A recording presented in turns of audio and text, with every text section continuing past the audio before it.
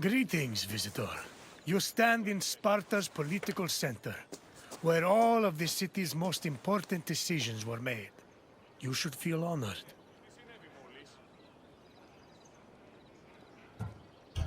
Spartans may be unequaled on the battlefield, but some situations are better solved by a meeting of minds than a clash of swords. Not many, mind you, but some. Sparta's political system was unique in the Greek world. While Athenians wasted hours on end whining and wagging their tongues at each other, Spartan kings made their decisions swiftly and deliberately. They preferred action over words. Come find me again when you finish your visit. We will speak more then. Farewell.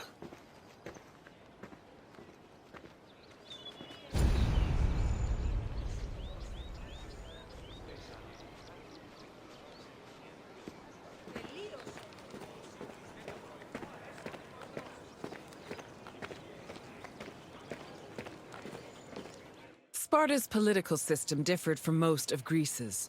One of its most distinctive features was that it was ruled by two kings.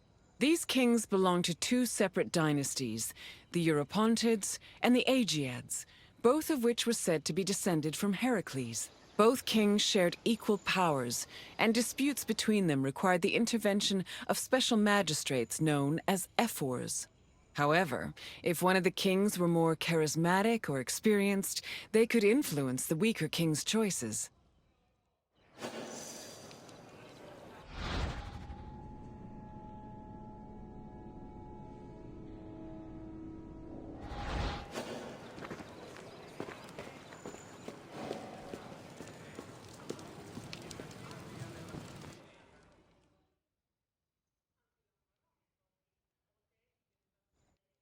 Spartan kings had several responsibilities and functions. As lifetime magistrates, they were technically Sparta's priests and strategists, and their duties encompassed everything from politics to justice. Originally, both kings would lead military campaigns in times of war.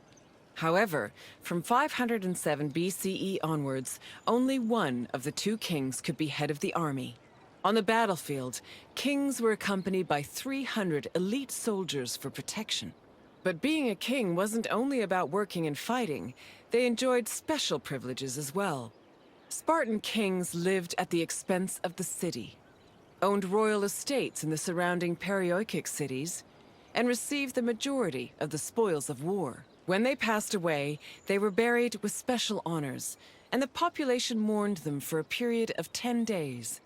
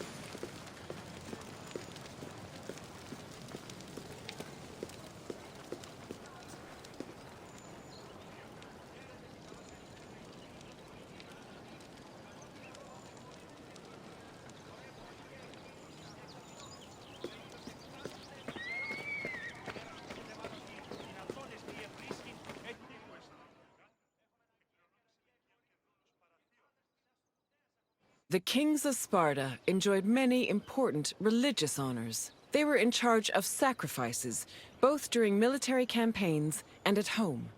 The kings received double portions of the meat at all communal meals, and they were also the first to pour libations. They also personally conducted public sacrifices as priests, which helped remind their subjects of their divine connection to Heracles and Zeus.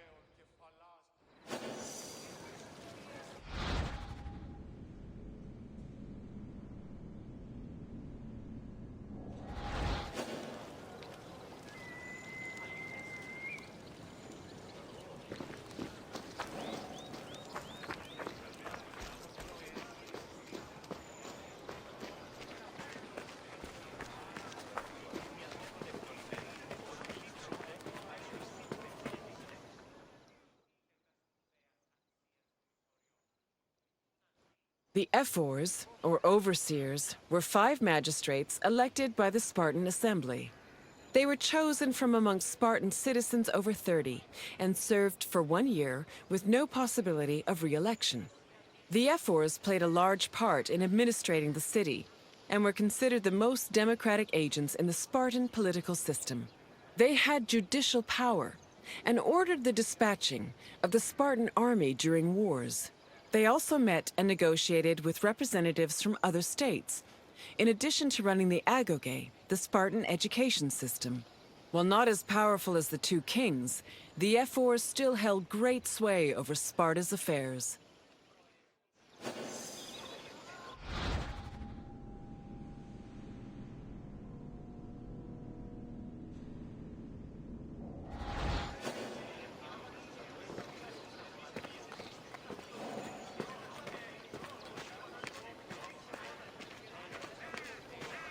Αδύνατον εστί.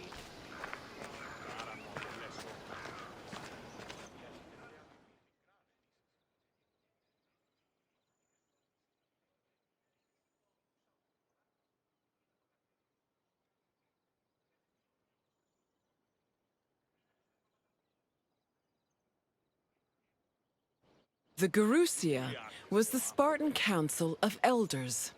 It was made up of the 2 current kings, as well as 28 elders called gerontes. They were Spartan citizens over the age of 60, the cutoff age for military duty. They were elected for life by the Spartan assembly. The gerousia, similar to Athens' boulé, handled legislative and financial matters. It could submit bills and motions to the assembly, and could also cancel assembly decisions with the power of veto.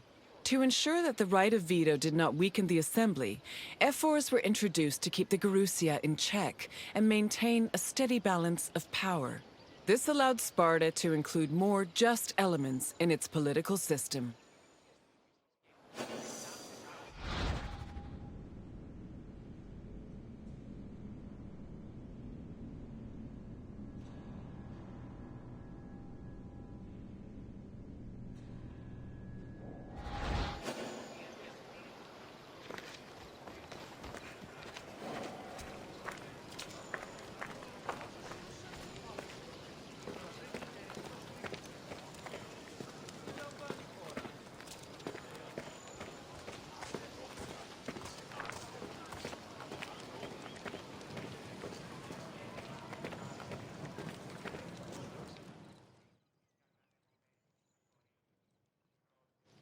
The Spartan assembly, or the appellate, was made up of Spartan citizens who were over 30 years old. Its exact meeting place remains unknown, but it was presided over by a special member of the ephors called the eponymous ephor. The appellate had limited authority, since any decision it made could be overruled by the gerousia. But thanks to the efforts of the ephors, it still played an important role in Spartan society. The appellate dealt with topics like foreign affairs, war declarations, peace negotiations, and more. They also elected ephors and gerousia members, and could both grant political rights to foreigners and remove them from Spartan citizens. Unlike the myriad sources on the functions of the Athenian assembly, the exact details of the appellate's decision-making process are unknown.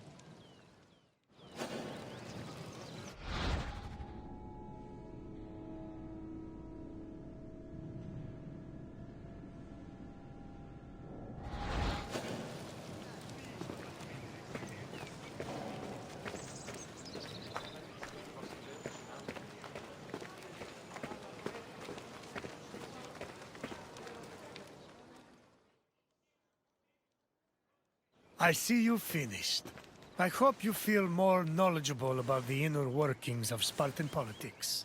Our way of ruling was not conventional, to say the least. But it served our purposes well. What would you like to do? Are you? We shall see. Let's begin. What was the name of the Spartan assembly?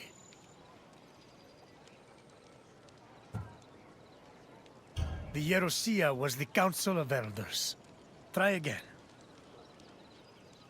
Correct. The Spartan assembly was known as the appellate. Question 2. How many members did the gerousia have?